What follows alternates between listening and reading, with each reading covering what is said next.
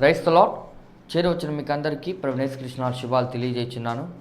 ఈ దినము కొరకు ఏర్పాటు చేయబడిన లేఖన భాగము అపోస్తల కార్యములు 18వ అధ్యాయము 6వ వచనం. వారు ఎదురాడి దూషించినప్పుడు అతడు తన వస్త్రములు దులుపుకొని, మీ నాశనమునకు మీరే ఉత్తరవాదులు, నేను నిర్దోషిని, ఇక మీదట అన్ని జనుల యొద్దకు పోవుదునని వారితో చెప్పి. Praise the lord.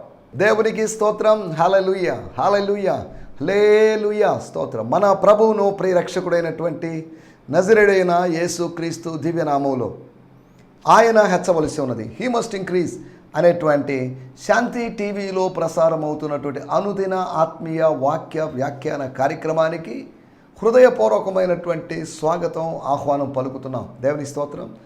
మీ అందరికీ మరొక పర్యాయం ప్రత్యేకమైన వందనాలండి. Good morning, have a nice day. ఈ దినమంతా ఆశీర్వాదకరంగా దేవుడు మార్చాలని, ఈ దినమంతా కాదు, ఈ వారమంతా, ఈ మాసమంతా, ఈ సంవత్సరం అంతా మీరు బ్రతుకు దినములన్నీ కృపాక్షేమలు, దేవుని కృపయు, దేవుని యొక్క క్షేమం అనగా భద్రత, ప్రొటెక్షన్ మీకు ఉండాలని కోరుకుంటున్నాను, ఆశిస్తున్నాను. దేవుని స్తోత్రం. హల్లెలూయా. ఇవన్నీ కృపాక్షేమాలు మీ వెంట వచ్చును అనేటువంటి ఆశీర్వాదం. ఇది దావీదు భక్తుడు తన జీవితంలో ఇలా జరగాలని ఆశించాడు, కానీ దాన్ని ప్రవచనాత్మకంగా మనం అప్లై చేసుకుంటున్నాం. నా జీవితంలో కృప క్షేమము కలగాలి, నా జీవితంలో కృప వెంబడి కృప కలగాలి, నా జీవితంలో అధికమైన కృపను పొందుకోవాలి, నా జీవితంలో కృపను నేను సద్వినియోగం చేసుకోవాలి, దుర్వినియోగం చేసుకోకూడదు అని, అంతేకాకుండా క్షేమాన్ని, సురక్షితత్వాన్ని, సేఫ్టీని, సెక్యూరిటీని అనుభవించాలి అని కీర్తనాకారుడు ఆశించినట్లుగా మనం ఆశించడంలో తప్పేం లేదు, అది అత్యాశయం కాదు. కృపాక్షేమాలు నా వెంట వచ్చును అనగానే కృపాక్షేమాలకు కొరత లేని విధంగా, కృపాక్షేమాల క్షామము లేని విధంగా దేవుడు నన్ను ఆశీర్వదిస్తాడు. కృపతో కప్పుతాడు, లేదా దయతో కప్పుతాడు. నాకు కృపను తక్కువ చేయడు, నా నుంచి కృపను దూరం చేయడు అనే విషయాలు మనం అర్థం చేసుకోవచ్చు. కాబట్టి దావీదు భక్తుడు అనేక సంవత్సరాల క్రితం తాను వ్యక్తం చేసినటువంటి ప్రార్థనాపూర్వకమైనటువంటి ఆశాభావము, అటువంటి మాట మన జీవితాల్లో నెరవేరాలి. ఎందుకంటే మత్తయి సువార్త 6వ అధ్యాయము 33వ వచనంలో చెప్పబడిన మాట, మొదట ఆయన రాజ్యాన్ని, ఆయన నీతిని, ఎవరైనా సరే, స్త్రీ అయినా పురుషుడైనా, ఎవరైతే ప్రాధాన్యత దేవుని రాజ్యానికి, ప్రాధాన్యత దేవుని నీతికి ఇస్తారో వారికి అన్నీ అనుగ్రహించబడతాయి. అనగా ఆత్మీయమైన, మానసికమైన, ఆర్థికపరమైన, శారీరకపరమైన అన్నీ వస్తాయి, లేదా పొందుకుంటారు అని యేసు ప్రభు కొండ మీద ప్రసంగంలో చెప్పాడు. నా ప్రియుడా, నీ ఆత్మలో నువ్వు వర్ధిల్లుచున్న కొలది, అనగా నీ ఆత్మలో నువ్వు ఒక్కో స్టెప్పు గో ఫోర్త్, ముందుకు వెళుతున్న కొలది నువ్వు అన్ని విధాలుగా వర్ధిల్లుచు సౌఖ్యముగా ఉండాలని ప్రార్థన చేశాడు. దావీదు భక్తుడు చెప్పినటువంటి ఆశాభావం, ఆయన ఆశావాదిగా మాట్లాడుతున్నాడు, అవకాశవాదిగా మాట్లాడడం లేదు, ఆశావాదిగా మాట్లాడుతున్నాడు, ఆప్టిమిస్టిక్గా మాట్లాడుతున్నాడు. యేసు ప్రభు ఒక ఆత్మీయ సూత్రాన్ని చెప్తున్నాడు. మూడవది, యోహాను గారు ఒక ఆత్మీయమైన ప్రార్థన చేస్తున్నాడు. నువ్వు క్షేమంగా ఉండాలి, నువ్వు సురక్షితంగా ఉండాలి, భద్రంగా ఉండాలి, నువ్వు వర్ధిల్లాలి. You should prosper, everything shall follow you అని ఒకటి చెప్పబడితే, యోహాను గారు చెప్పింది you would prosper in all things. Daveedu భక్తుడు చెప్పాడు, the spiritual things will come after you when you go forward, when you step forward, and when you are going or passing towards the destiny of Zion. Siyonu అనేటు నిత్య గమ్యానికి నువ్వు వెళ్తూ ఉన్నప్పుడు ఇవి నీ వెనకాల వస్తాయి, నిన్ను కప్పుతాయి, నిన్ను ఆవరిస్తాయి అన్నట్టుగా చెప్పాడు. కాబట్టి దేవుని వాగ్దానాలు ఎంత గొప్పవి, దేవుని మాటలు ఎంత గొప్పవి. దేవుని స్తోత్రం. హల్లెలూయా. జుంటి తేనె దారాల కన్నా, లేకపోతే బెల్లపు చెరుకు కన్నా తీపి అయినటువంటి దేవుని వాక్యాన్ని జుర్రుకొని, లేకపోతే ఆ చెరకు గడలో దాగి ఉన్నటువంటి పొరలుగానో, లేకపోతే వాటిలో ఉన్నటువంటి ఆ కాండమంతా విస్తరించినటువంటి ఆ తీయదనాన్ని, ఆ జ్యూస్ని మనం జురుకుంటున్నట్లుగా దేవుని వాక్యంలోని ఆశీర్వాదాలు మనం పొందుకోవాలి, అనుభవించాలి. దేవుని స్తోత్రం. మీకు ఏమైనా సందేహాలు ఉన్నట్లయితే నన్ను సంప్రదించండి, అనగా వాక్యపరమైన వివరణలు కావాలంటే సంప్రదించండి. స్పిరిచువల్ కౌన్సిలింగ్ కోసం నేను అందుబాటులో ఉన్నాను. సైకలాజికల్ కౌన్సిలింగ్ కోసం నా సహోదరుడు డాక్టర్ వి సురేష్ బాబు అనేటువంటి ఆయన ఉన్నారు. ఆయన స్నేహ కౌన్సిలింగ్ సెంటర్ లైఫ్కి అనేటువంటి ఒక యూట్యూబ్ గ్రూప్ ఉంది. దాంట్లో మీరు యూట్యూబ్ ఛానల్ మీరు సబ్స్క్రైబ్ చేసి దాంట్లో వచ్చి మీరు సైకలాజికల్గా మీరు హెల్ప్ పొందొచ్చు. దేవుని స్తోత్రం, హల్లెలూయా. మీరందరూ క్షేమంగా ఉన్నారని భావిస్తున్నాను. మీ క్షేమము దేవుని యొక్క ఆశ, మీ క్షేమము ఒక దేవుజనుడిగా నా ప్రార్థన. కృపా క్షేమములు మన వెంట వచ్చును. దావీదు సంతతి వెంట, అబ్రహాము కుమారుల వెంట, యేసుక్రీస్తు యొక్క సంతతి వెంట క్షేమం ఉంటుంది. దేవుని స్తోత్రం. వారికి ఏమన్నా చిన్న చిన్న విషయాలు జరిగితే జరగవచ్చు, కానీ వాళ్ళు క్షేమాన్ని ఆత్మలో అనుభవిస్తారు. దేవుని స్తోత్రం, హల్లెలూయా.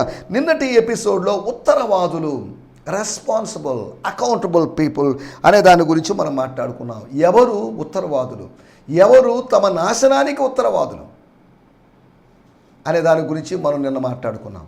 ఒకటి, దూషించేవారు తమ నాశనానికి తామే కారకులు అవుతారని, వాళ్ళ నాశనానికి పలాని వ్యక్తి కారణమని చెప్పలేమని వాళ్ళని వాళ్ళే నశింపజేసుకున్నారు. వాళ్ళ మరణానికి, వాళ్ళ ఉగ్రతను పొందుకోవడానికి వాళ్ళే కారణమయ్యారు అని మనం చెప్పుకున్నాం. రెండవదిగా, దేవుని వాక్యాన్ని త్రోసివేసిన వారు, those who rejected the word or the responsible people for their own destruction.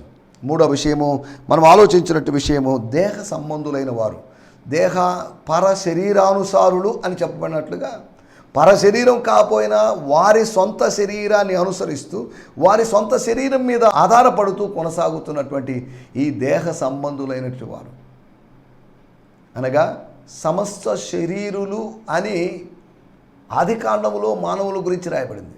శరీరానుసారులు వాళ్ళు, శరీరము కలిగిన వాళ్ళు. శరీరము కలిగి ఉన్నంత కాలము శరీరానుసారమైన తత్వము మనసు మనలో ఉంటుంది. అదే సమయంలో మనలో ఆత్మ ఉంది కదా, ఆత్మానుసారమైన మనసు ఉండదా అంటే ఆత్మానుసారమైన మనసు కూడా ఉంటుంది. రోమాపత్రిక 8వ అధ్యాయంలో 2 విధాలైన మనసును గురించి చెప్పబడింది. శరీరానుసారమైన మనసు, ఆత్మానుసారమైన మనసు. శరీరానుసారమైన మనసు మరణాన్ని కలుగు చేస్తుందని, ఆత్మానుసారమైన మనస్సు జీవాన్ని లేకపోతే పునరుత్థానాన్ని కలుగు చేస్తుందని మనం లేఖనాల ద్వారా అర్థం చేసుకోవచ్చు. దేవుని స్తోత్రం, హల్లెలూయా. అంతేకాకుండా మనం ఆలోచించిన విషయం, ఎవరైతే దేవుని లేఖనాలని, దేవుని వాక్యాన్ని అప్పట్లో వారికి అందుబాటులో ఉన్నటువంటి స్క్రిప్చర్స్ని లేకపోతే పాత నిబంధనని, లేదు అంటే ధర్మశాస్త్రాన్ని, లేకపోతే ప్రవక్తల పుస్తకాల్ని, కీర్తనను, వీటిని చిన్న ప్రవక్తలు పెద్ద ప్రవక్తలు వీటిని అపార్థం చేసుకునేవాళ్ళు. లేదు అంటే పౌలు పత్రికలను కూడా అపార్థం చేసుకునేవారు.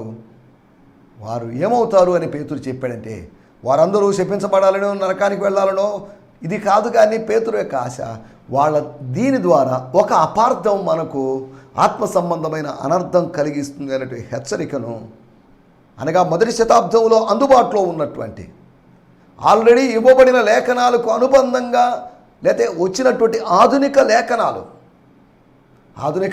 అంటే 21వ శతాబ్దపు లేఖనాల గురించి కాదు, అప్పట్లో ఉన్నటువంటి లేఖనాలు, వాటిని జోడించి ఆ 2 లేఖనాలని అపార్థం చేసుకోకూడదు. పౌలు రాసినవైనా, లేకపోతే మోషే రాసినవైనా, ఇతర ప్రవక్తలు రాసినవైనటువంటి పుస్తకాలని, లేకపోతే ఈ ఆత్మీయ సత్యాల్ని ఏమాత్రం త్రోసివేయకుండా ఉండాలని. అలా ఉంటే మనము ఒకళ్ళు నశించిపోతే పొరుగువారు, ఇరుగువారు, లేకపోతే వాళ్ళు వీళ్ళు కారణం కావచ్చు. ఒకవేళ త్రోసివేస్తే దానికి కారణం మనమే అవుతాం. త్రోసివేయకుండా, అనగా అనర్థం తెచ్చుకోకుండా ఆత్మీయ జీవితంలో ముందుకు సాగడానికి ఈ లోకంలో దేవుడు అనుమతించిన జీవితం పూర్తిగా నెరవేర్చి ప్రభు పిలుపు అందుకుని వెళ్ళడానికి ప్రభు మనకు సహాయం చేయాలి. దేవుని స్తోత్రం, హల్లెలూయా. ఈ సమయంలో మనం దేవుని వాక్యాన్ని ఆలోచిద్దాం. లేఖనాల్లో నుంచి ఒక మాట చదువుకుందాం. దానికి ముందుగా చిన్న ప్రార్థన చేసుకొని ముందుకు సాగుదాం. పరిశుద్ధమైన మా దేవా, మాకు ఇచ్చిన మంచి దినము కొరకై మీకు వందనాలు. ఈ దినాన్ని బట్టి నీకు స్తోత్రం, స్తుతి, అయా, కీర్తి, ఘనత, మహిమ, ప్రభావం మీకే ఆరోపిస్తున్నాం. ఈ ఉదయకాలం కూడా నువ్వు ఎంతైనా నమ్మదగిన వాడివని మేము అనుకుంటూ విశ్వసిస్తూ నిన్ను స్తుతిస్తున్నాం ప్రభువా. నిన్న రాత్రి పడుకున్న కొంతమంది రేపు ఉదయకాలం లేవాలి, ఏదో పని చేయాలనుకున్నారు, కానీ వాళ్ళు లేవలేకపోయారు. కానీ మా సొంత శక్తిని బట్టి లేచామని మేము అనుకోవడం లేదు. నీ యొక్క గ్రేస్ను బట్టి, నీ యొక్క కృపను బట్టి మేము లేచాం. నిద్రలో ఏం జరుగుతుందో మాకైతే తెలియదు. నిద్రపోతున్నామే కానీ లేస్తామో లేదో అని మాకు గ్యారంటీ లేదు. అయినప్పటికీ నువ్వు మమ్మల్ని లేపినందుకు మీకు వందనాలు, మాకు మెలకు ఇచ్చినందుకు మీకు వందనాలు, మరో దినాన్ని ఇచ్చినందుకు మీకు వందనం చేస్తున్నాం. నిన్ను స్తుతిస్తున్నాం. ఈ కార్యక్రమం చూస్తున్న వారందరి కొరకే మీకు వందనాలు. ఈ మాటలు ప్రభువా వారికి ఎంతో ఆశీర్వాదకరంగా ఉండగలటం సహాయం చేయండి ప్రభువా. కాలక్షేపం కోసం కాదు కానీ క్షేమాభివృద్ధి కోసమైనటువంటి మాటలుగా ఈ మాటలు ఉండగలటం సహాయం చేయమని అడుగుకుంటూ సకల ఘనత మహిమ ప్రభావం మీకు ఆరోపిస్తూ మా ప్రభువును ప్రియరక్షకుడైనటువంటి యేసు క్రీస్తు దివ్యనామంలోనే ప్రార్థించగలుగుతున్నాం పరమ తండ్రి. ఆమేన్ ఆమేన్. దేవుని స్తోత్రం. మీ అందరికీ వందనాలు. ఈ సమయంలో మనం లేఖనాల్లో నుంచి దేవుని వాక్యాల్ని అనగా మన అపోస్తుల కార్యముల్లో నుంచి 17 అధ్యాయాలు పూర్తి చేసుకున్నాం. 18వ అధ్యాయంలో ఉన్నాం. 18వ అధ్యాయంలో కూడా మనం ఇప్పటివరకు 6 సందేశాలు అయిపోయినాయి. 7వ సందేశంలోకి వెళ్దాం. మన ధ్యానం నిమిత్తమై అపోస్తుల కార్యములు 18వ అధ్యాయము 6వ వచనం. వారు ఎదురాడి దూషించినప్పుడు అతడు తన వస్త్రములు దులుపుకొని మీ నాశనముకు మీరే ఉత్తరవాదులు, నేను నిర్దోషిని, ఇక మీదట అన్యజనుల యొద్దకు పోవుదునని వారితో చెప్పి. When they viciously slandered him and hurled abuse on him, he symbolically shook the dust of his clothes in protest against them. He said to them, Paul said to the people who opposed him, have it your way then. సరే, ఇక మీ ఇష్టం, మీ దారిలో మీరు వెళ్ళండి, నా దారిలో నేను వెళ్తాను. వినకూడదు అనుకున్న దారిలోనే మీరు ఉండిపోండి. I am guiltless as to your fate. I am guiltless. I am guilt free. I am okay. Because నా మనస్సాక్షి నాకు విరోధంగా నేరారోపణ చేయదు. ఎందుకంటే నేను ప్రకటించాను, నేను చెప్పాలని వచ్చాను, చెప్పకూడదు అనుకోని రాలేదు, చెప్పాలని వచ్చాను. I am guilt free, guiltless as to your fate, for the blood guilt of your actions will be on your own heads, and from now on I will preach to the non-Jews. Oh Jews, ఓ యూదులారా, మీకు నమస్కారం. ఇక మీదట నేను ప్రభు చూపించినట్లుగా మీ మధ్యలోనే ఉండి మీతో వాదించే ఓపిక నాకు లేదు. మీ తర్కాలను లేకపోతే మిమ్మల్ని అడ్డుకునేటువంటి ఓపిక నాకు లేదు. Thank you very much for everything, bye అని చెప్పి సెలవు తీసుకున్నాడు. సరే, దేవుని స్తోత్రం. సెలవు తీసుకున్నాడే కానీ సేవకు స్వస్తి పలకలేదు. నేను ఇంకా సేవ చేయలేను, నా వల్ల కాదు అని ఆగిపోలేదు. డిసప్పాయింట్మెంట్స్ కొన్నిసార్లు మనల్ని ఆపుతాయి. అవి మనల్ని తాత్కాలికంగా ఆపగలిగితే కానీ శాశ్వతంగా మనల్ని ఆపలేవు. మనకు ఒక బ్రేక్ ఇస్తాయేమో కానీ మనకు ఒక డెత్ని ఇవ్వలేవు. అవి మనకు ఒక విరామాన్ని కలుగు చేస్తాయేమో కానీ మనకేమాత్రం విశ్రాంతిని ఇవ్వలేవు అనే విషయాన్ని గుర్తు చేస్తున్నాను. దేవుని స్తోత్రం. ఇక్కడ రాయబడిన మాటలు వాడుక భాషలో కూడా చదువుకుందాం. అపోస్తుల కార్యములు 18వ అధ్యాయము 6వ వచనం. యూదులు, అక్కడ ఉన్నటువంటి యూదులు, కొరింథీలో ఉన్నటువంటి యూదులు ఎదురు తిరిగి అతన్ని ఏమని దూషించారో మరి మనకు తెలియదు. అతన్ని పరిహసించి ఉండొచ్చు, దూషించి ఉండొచ్చు, అపహాస్యం చేసి ఉండొచ్చు, అతని గురించి చెడుగా మాట్లాడి ఉండొచ్చు, అతన్ని తక్కువ చేసి మాట్లాడుండొచ్చు, అతని గురించి నీచంగా మాట్లాడుండొచ్చు, అతన్ని చులకన చేసి ఉండొచ్చు, అతన్ని దూషించిరి. దూషణకు ప్రతిగా ఆయన దూషణ చేయలేదు. యేసులాగా మనం కూడా దూషింపబడి ప్రతి దూషణ చేయడానికి వీల్లేదు. వాళ్ళు తిడితే తిట్టారు, నేనేమన్నా తగ్గేదే లేదు, నేను ఇంకా తిడతాను, వాళ్ళు ఒకటంటే నేను 4 అనే విధంగా మనం ఉండడానికి వీల్లేదు. మనం తగ్గాలి. మనం ఎక్కడ తగ్గాలో అక్కడ తగ్గాలి. లోకస్తులు మేము తగ్గేదే అని అన్నప్పుడు లేదు, మేము తగ్గుతాం ప్రభు నామమును బట్టి. నా ప్రభు తగ్గాడు కాబట్టి, కలువరి సిలువలో తగ్గిపోయాడు కనుక మేము తగ్గిపోతాం. ఈ లోకంలో ఆయన్ను హెచ్చించడం కోసం మేము తగ్గిపోతాం అనే విధంగా తగ్గవలసిన అవసరం ఉంది. అక్కడ రాయబడిన మాటలు, వారు అతన్ని దూషించిరి అనగా ఇది క్రూసిఫిక్షన్ ఎక్స్పీరియన్స్, ఇది సిలువ అనుభవం. సిలువ మీద ఆయన్ను దూషించారు, ఆయన అవమానపరిచారు, ఘనపరచాల్సినటువంటి ఆయన్ని అవమానపరిచారు. చూడండి, ఆయనకి డిస్గ్రేస్ తీసుకొని వచ్చారు, రిప్రోచ్ తీసుకొని వచ్చారు. చదువుదాం. స్తోత్రం. వారు ఆయన్ను దూషించిది. పౌలు ఆ టైంలో నిరసనను వ్యక్తం చేశాడు, తన అసమ్మతిని వ్యక్తం చేశాడు. ఓకే, తన దుస్తుల్ని దులిపి మీరు పొందనున్న పనిష్మెంట్, శిక్ష, పరలోకపు శిక్ష. నేను శిక్షిస్తానని కాదు, రోమా ప్రభుత్వం శిక్షిస్తుందని కాదు, పరలోకపు ప్రభుత్వం మిమ్మల్ని శిక్షించబోతుంది. అనగా దేవుడు శిక్షించబోతున్నాడు. ఆ శిక్షకు మీరే బాధ్యులు. దానికి ఎవరూ కాదు. పలాని పౌలు వలన ఈ శిక్ష అనుభవిస్తున్నామని మీరు చెప్పకూడదు. ఆ శిక్షను స్వర్గం దాన్ని కొనసాగిస్తుంది. ఆ శిక్షను ఆపకుండా శిక్ష మీ మీదకు రప్పిస్తుంది. కాబట్టి ఈ విషయంలో పిలాతు చేతులు కడుక్కున్నట్లుగా నేను చేతులు కడుక్కుంటున్నాను అనే మాట చెప్పలేదు ఆయన. నాకెందుకండి ఇది, దీనిలోంచి నేను బయటపడుతున్నాను. ఎప్పటికైనా మీ మనసులో భావం చెప్పారు, మాకు చెప్పడానికి వీలు లేదు. మీరు అక్కడ ఇక్కడ చెప్తే చెప్పిండొచ్చు, తెస్సలోనికలో చెప్పిండొచ్చు, బెరాయలో చెప్పిండొచ్చు, ఏథెన్స్లో చెప్పిండొచ్చు, కానీ ఇక్కడ చెప్పడానికి వీలు లేదు. ఇది అన్యజనుల ప్రాంతం. ఇక్కడ అనేక మంది దేవదాసులు ఉన్నటువంటి పట్టణం. ఇది అపవిత్రత ఉన్న పట్టణమే కావచ్చు. మీ దృష్టికి ఇది అపవిత్రత, కానీ మా దృష్టికి ఇది అపవిత్రత కాదు, పవిత్రత అన్నట్టుగా కొరింథీయులు తమను తాము సమర్థించుకుంటూ తమ మార్పు కోసం, పరివర్తన కోసం తమ మధ్యలోకి పంపించబడినటువంటి దేవుని సేవకుడైనటువంటి పౌలును అలక్ష్యం చేశారు. దేవుని సేవకులు మన మధ్యలోకి పంపబడ్డారు.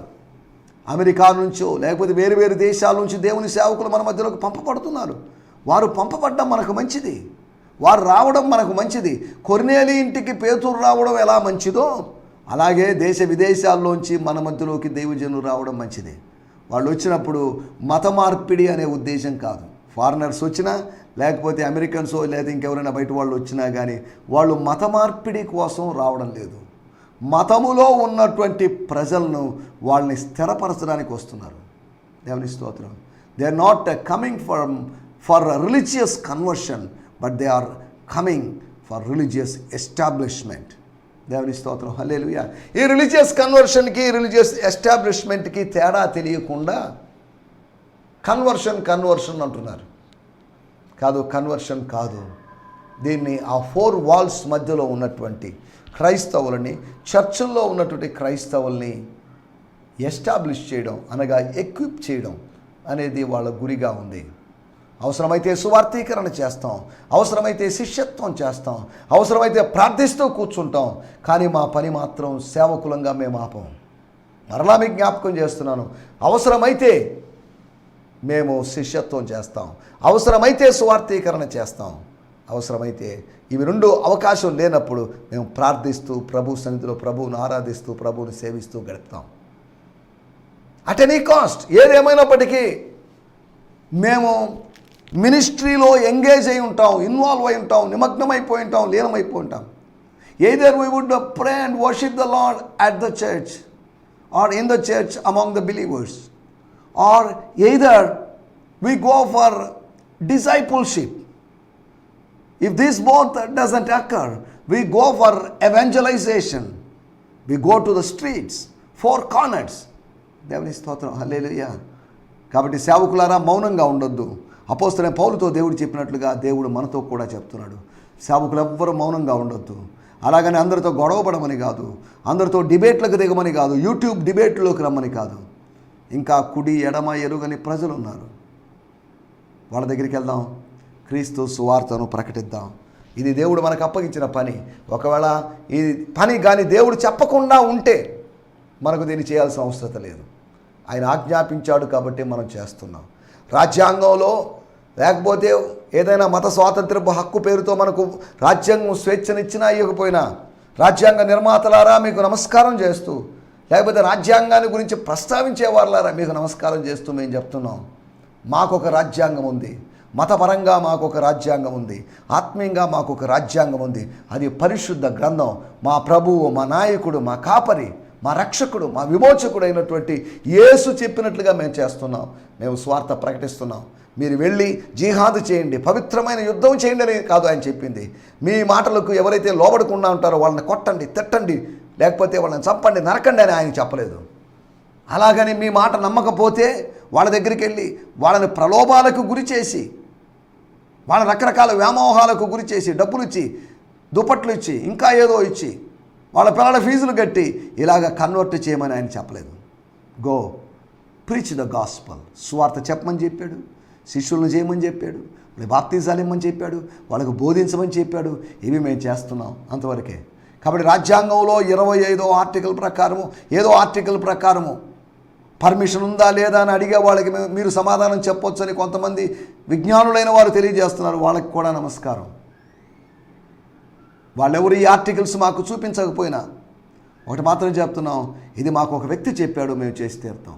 ఆనాడు అపోస్తులు అడిగారు, అపోస్తులు ప్రశ్నించారు. వాళ్ళు అన్నారు, మేము మనుషులకు లోబడి ఉండవలన, అనగా మీకు లోబడి ఉండవలన, అధికారులారా మీ అందరికీ నమస్కారం, మీకు మేము లోబడి ఉండాలా, దేవునికి లోబడి ఉండాలా? మా దేవునికే మేము లోబడి ఉంటాం. మీరు సేవిస్తున్నట్టు యెహోవా దేవుని ద్వారా, యెహోవా దేవుడైనటువంటి ఆ దేవుని యొక్క కుమారుడైనటువంటి యేసు ద్వారా వచ్చిన ఆజ్ఞను మేము అనుసరిస్తున్నాం. That's why we never compromise, we would preach gospel అని శిష్యులు చెప్పినట్లుగా. దేవుని స్తోత్రం. మన టైటిల్ గమనించండి, నిర్దోషి. అపోస్తలుడైన పౌలు చెప్తున్నాడు, నేను నిర్దోషిని, నాలో ఏ తప్పు లేదు, నేనే తప్పు చేయలేదు అని అరెస్ట్ అయినప్పుడు తన పక్షాన తాను వాదించుకుంటున్నటువంటి నేరస్తుడులాగా పౌలు లేడు. అని అదే సమయంలో తాను చెప్పాడు, ఏంటి తిమోతి, ఏంటి ఈ సంఖ్యలేంటి, నాకు అర్థం కావడం లేదు, నేనేదో నేరస్తున్నట్టు కాళ్ళకు బండలు వేసి చైన్లు వేసి ఏంటిదంతా. కానీ ఒకటి మాత్రం తిమోతి, వీళ్ళందరూ గుర్తుపెట్టుకోవాలి, నువ్వు కూడా గుర్తుపెట్టుకోవాలి, నన్ను బంధించారు, సువార్థికుణ్ణి బంధించారు, కానీ సువార్తను బంధించలేరు. సువార్థికులను బంధించవచ్చు, అక్కడెక్కడ సువార్థికులను బంధిస్తున్నారు, శిక్షిస్తున్నారు. కేంద్రంలో వేరొక పార్టీ కానీ వచ్చిందంటే ఇంకా ఇవి ఎక్కువ జరుగుతాయి. కాకపోతే ఒక పార్టీ వాళ్ళు ఇంకొకరితో పొత్తులు పెట్టుకున్నారు, అలా చేశారు, ఇలా చేశారు, రకరకాలు వ్యాఖ్యానిస్తున్నారు. ఇంతకుముందు ఉన్నటువంటి శ్రమలు ఇప్పుడు కలుగుతాయి. ఇప్పుడు ఒకవేళ అధికం కావచ్చు, ఒకవేళ అణిగినట్టుగా కనబడవచ్చు, కానీ శ్రమలు మాత్రం ఉంటాయి. శ్రమలను సంఘం ఎదుర్కొంటుంది.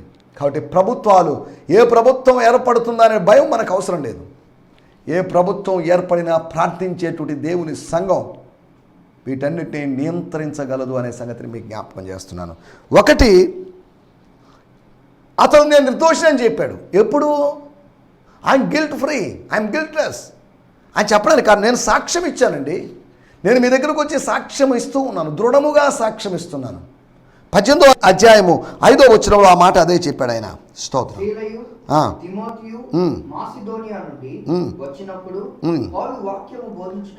పౌలు వాక్యము బోధించుటయందు ఆతురత కలవాడై యూదులకు దృఢముగా సాక్ష్యమిచ్చుచుండెను. స్తోత్రం. ఆ దృఢంగా సాక్ష్యమిస్తున్నాడు కాబట్టి ఆ సాక్ష్యాన్ని ఎదురాడి దూషించారు. సందేశకుణ్ణి, సందేశాన్ని, సాక్ష్యాన్ని, సాక్షిని ఎదురాడి దూషిస్తున్న సందర్భం. ఇప్పుడు చెప్తున్నాను, ఇందుని బట్టి మీరు దూషించారు, మీరు నేరస్తులయ్యారు, మీరు దోషులయ్యారు, నేను నిర్దోషిని అని పౌలు గారు చెప్తున్నారు. రెండో విషయం, ఇటువంటి సందర్భాలు 1, 2, 3 జ్ఞాపకం చేస్తాను. లూకా సువార్త 23వ అధ్యాయము 34వ వచనం. యేసు, తండ్రి వీరు ఏం చేస్తున్నారు? వీరు పొడుస్తున్నారు, గుద్దుతున్నారు, ఊస్తున్నారు, రకరకాలుగా మాట్లాడుతున్నారు, పరిహసిస్తున్నారు. వీరేం చేస్తున్నారు? వీరెరుగురు కనుక వీరిని క్షమించుము. దేవుని స్తోత్రం. సత్క్రియలు చేసినప్పుడు మనము నిర్దోషులుగా ఉంటాం. సత్క్రియ చేయనప్పుడు మాత్రమే దోషులుగా ఎంచబడతాం. యేసు అక్కడ నిర్దోషిగా ఎంచబడ్డాడు. కానీ ఆయన మీద నేరారోపణ చేసిన వారు, ఆయనకు విరోధంగా రకరకాల అకృత్యములు చేసిన వారు దోషులుగా ఎంచబడ్డారు. వాళ్ళ దోషులుగా వాళ్ళే దోషులు అని అనలేదు. కానీ వీరేం చేస్తున్నారు వీరు ఎరుగరు. They are doing with their innocence, ignorance. I'm sorry for them, Lord my father forgive them అనేటువంటి యేసు ప్రభు యొక్క ప్రార్థన మనం అక్కడ చూస్తున్నాం. దేవుని స్తోత్రం, హల్లెలూయా. ఒకటి, సాక్ష్యం చెప్పినప్పుడు నేను నిర్దోషిగా ఉంటాను.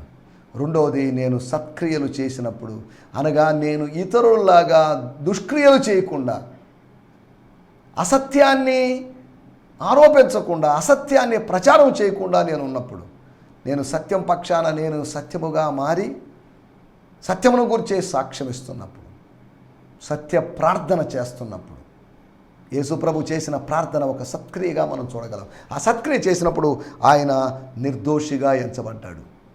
ఆయన నిర్దోషే. మన జీవితంలో మనం సత్క్రియలు చేసినప్పుడు, దేవుడు ముందుగా నిర్ణయించినటువంటి ఆ సత్క్రియలు మనం గుర్తించి చేసినప్పుడు మనం నిర్దోషులుగా ఎంచబడతాం. మూడో విషయం నేను మీకు జ్ఞాపకం చేస్తాను. అపోస్తుల కార్యములు 7వ అధ్యాయము 60వ వచనం. అపోస్తులు అతడు మోకాళ్ళుని, ప్రభువా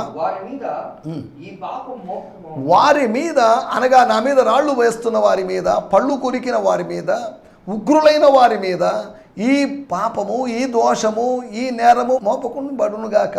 వీరి మీద ఈ నేరం మోపొద్దు, వాళ్ళు ఏదో చేశారు, let them do, no problem, I'm okay, వీరిని క్షమించు అన్నట్టుగా స్టెఫన్ స్టీఫెన్ అనేటువంటి భక్తుడు ఆది సంఘపు మొట్టమొదటి హతసాక్షి అయినటువంటి వ్యక్తి చేసిన ప్రార్థన.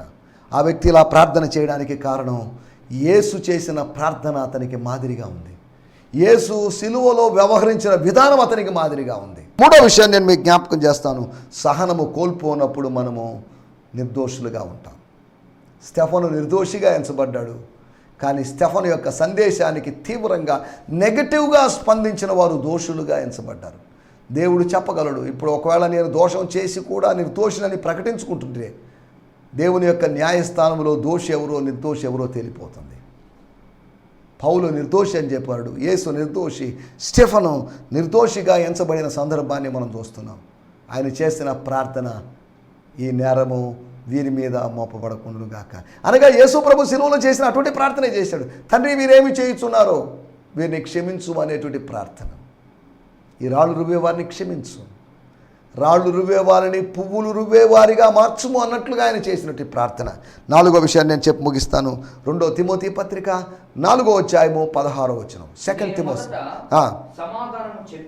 నేను మొదట సమాధానము చెప్పినప్పుడు అనగా సమాధాన సువార్త ప్రకటించినప్పుడు, when I preached peace or shalom, నేను సమాధానమని చెప్పినప్పుడు అనగా వారింట ప్రవేశించి సమాధానమని చెప్పినప్పుడు, సువార్తలోని సమాధానాన్ని వాళ్ళకి పరిచయం చేసినప్పుడు ఎవరు నా పక్షాన, పౌలు అనేటువంటి నా పక్షాన ఎవ్వరూ నిలబడలేదు. నా పక్షాన నిలబడకుండా నాకు వ్యతిరేకంగా నిలబడ్డారు. అక్కడ రాయబడిన మాట, ఆయన చెప్పినట్టు మాట. దానివల్ల ఏంటి, పౌలు గారు ఏం చెప్తున్నారు అక్కడ? వాట్ వాజ్ హిస్ పాయింట్ అని మనం ఆలోచిస్తే, అందరూ నన్ను విడిచిపోయి తర్వాత ఇది వారికి ఏ విధంగా స్టెఫన్ ఏ విధంగా చెప్పాడు, ఏ విధంగా యేసు ప్రభు ఎలా చెప్పాడు, నేను నిర్దోషినని పౌలు ఏ విధంగా చెప్పాడు, ఇక్కడ పౌలు మరొక సందర్భంలో చెప్తున్నాడు, నేను చేసినటువంటి పనిని బట్టి నాకు వాళ్ళతో స్నేహం చేయాలనుంది, కానీ వాళ్ళకి స్నేహం చేయాలని ఇంట్రెస్ట్ లేదు, అందరూ విడిచిపెట్టిపోయారు. స్నేహ భావంతో స్నేహ దృక్పథంతో ఉన్నప్పుడు నిర్దోషిగా ఎంచబడతావు, అవతల వాళ్ళే దోషులుగా ఎంచబడతారు. శత్రుత్వం పెంచుకోవద్దు, కానీ స్నేహాన్ని పెంచుకోండి, స్నేహ బంధాలని పెంచుకోండి. కాబట్టి నా మాటలు నేను ఇక్కడ ముగించేస్తున్నాను. సాక్ష్యం చెప్పినప్పుడు మనం నిర్దోషిగా ఎంచబడతామని, సత్క్రియలు చేసినప్పుడు మనం నిర్దోషిగా ఎంచబడతామని, అంతేకాకుండా సహనము కోల్పోనప్పుడు మనము నిర్దోషిగా ఎంచబడతామని, స్నేహభావంతో ముందుకు సాగుతున్నప్పుడు మనం నిర్దోషిగా ఎంచబడతామని మనం ఆలోచించాం. అలాంటి నిర్దోషపు అనుభవంలో, నిర్దోషత్వంలో ముందుకు సాగడానికి ప్రభు మనకు సహాయం చేయనుగాక. ఆమేన్. హల్లెలూయా, లేలుయా. ఈ సందేశము మీకు ఆశీర్వాదకరంగా ఉందని నమ్ముచున్నాము. ప్రార్థన అవసరతల కొరకు మమ్మల్ని సంప్రదించవలసిన మా చిరునామా గిద్యోన్ మిషన్ చర్చ్, 6వ వీధి, శాంతినగర్, నెల్లూరు 4, ఆంధ్రప్రదేశ్. పిన్ 524004. మా ఫోన్ నంబర్లు 7036443613 మరి ఒక నంబర్ 9392293010. మా ఈమెయిల్ ఐడి gfihmi2015@gmail.com. దేవుడు మిమ్మును ఆశీర్వదించునుగాక. ఆమేన్.